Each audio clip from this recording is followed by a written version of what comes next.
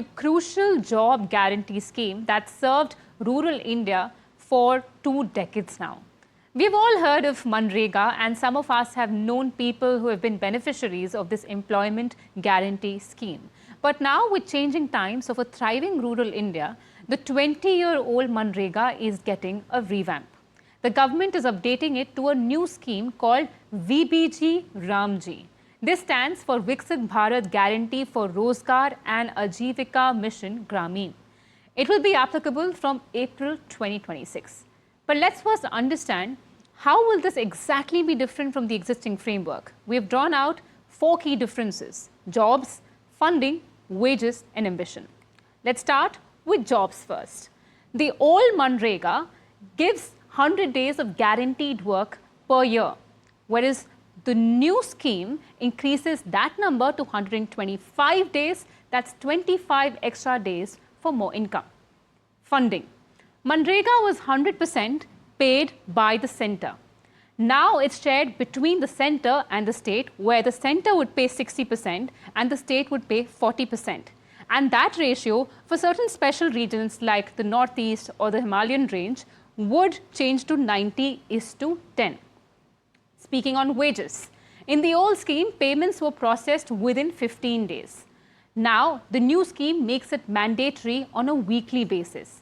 Faster money in your hands, maximum 15 days of time. Now, if the payments are not made within the deadline, there's also provision under the new scheme for an unemployment allowance. Speaking of the ambition, MGNREGA focused on reducing rural poverty, whereas VBG Ramji, the new scheme, aligns with India's Viksit Bharat mission of 2047 to foster overall growth in development.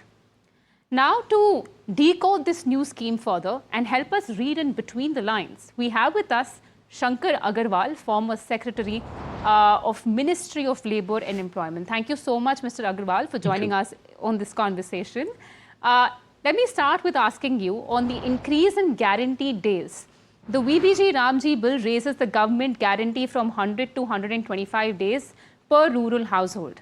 Now, from the POV of MGNREGA implementation, how feasible is this expansion and what challenges might states face in meeting the higher demand? You see, as far as increase in number of days from 100 to 125 is a welcome step.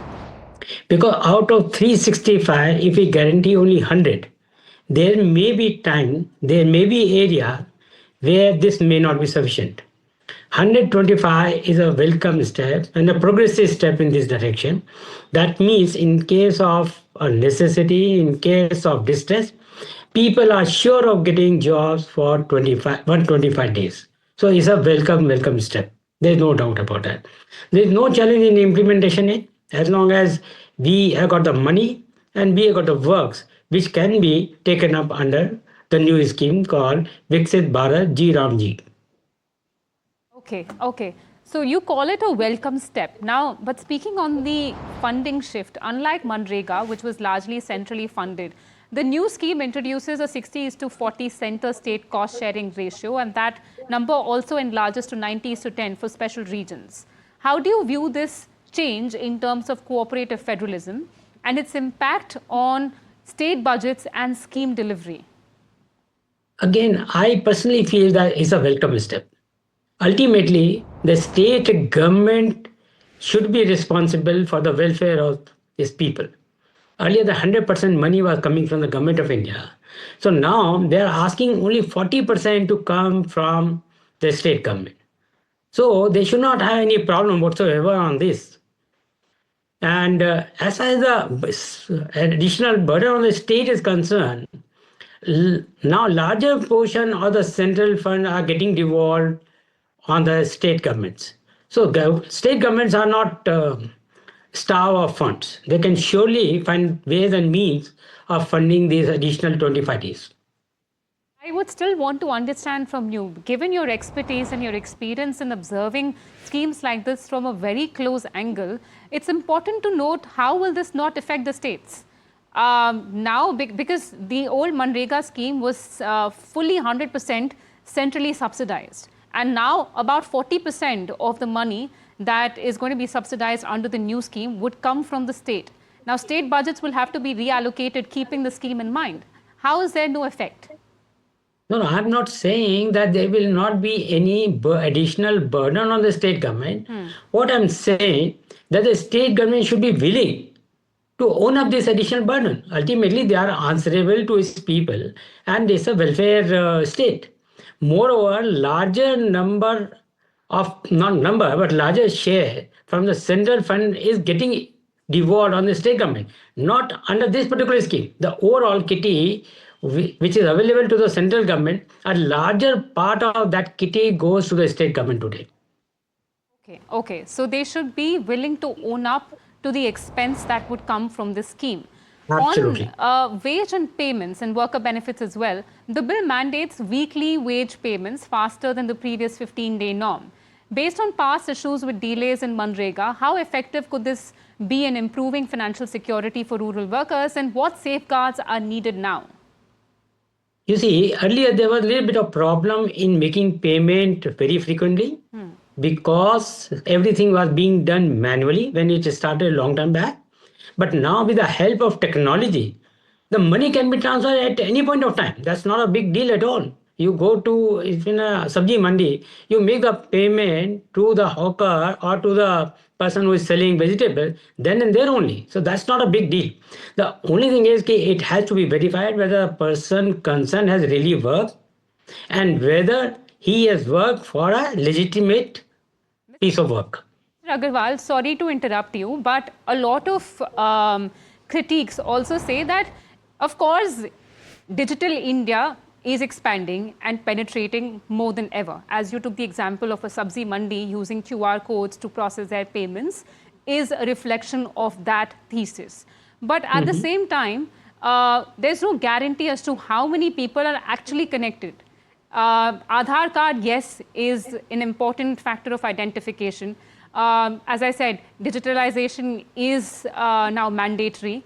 But now that a lot of rural India is going to be dependent on this scheme, a large portion of rural India is going to be dependent on the scheme for employment. And what does this do to that portion of the demography that does not have access to digital documents, that has, perhaps they have some papers to show their identity or their proof that they exist? What happens to them? Ma'am, this will not create any problem for the payment of wages because when he's taking up some work under MGNREGA at that point of time, he must get identified and that will be done on the basis of some Aadhaar card or some documentation. Once that has been done, thereafter it is very easy to transfer money on the basis of linkages between Aadhaar and the bank account. That's not a problem at all. And even if some people are not having any bank account, they can surely do so. That's not a big deal. And our effort should be that every citizen in this country or every potential beneficiary under the new scheme should have a bank account. Otherwise, there may be some leakages, there may be some kind of a commission paid here and there. Once they have got Aadhaar and they have got a linked bank account, everything is seamless without any hassle. Mr. Agarwal, the new scheme allows a pause during peak farming seasons and prioritizes durable assets like water security and rural infrastructure. How might this balance rural employment needs with agricultural labor availability, and does it better align with long-term rural development according to you? Ma'am, let us understand what was the objective of this particular scheme.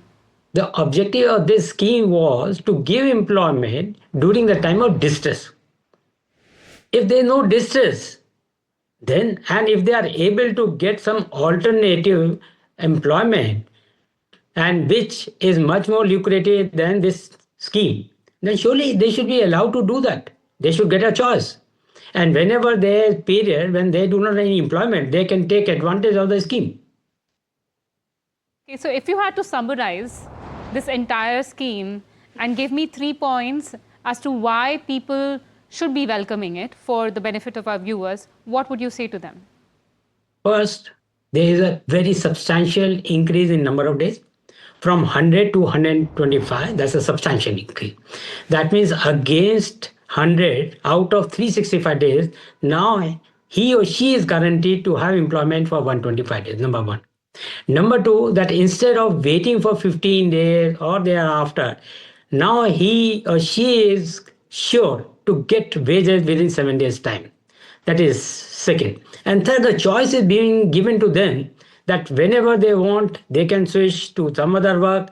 And whenever there is a distress, they can take advantage of this scheme. And finally, though a lot of people may disagree with me on this issue, but I feel that the contribution of the state government in the implementation of the scheme is crucial, and this is very welcome.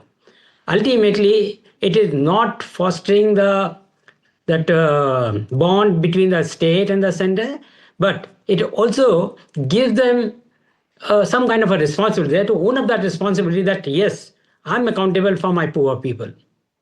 So thanks so much, sir, for giving us your valuable input.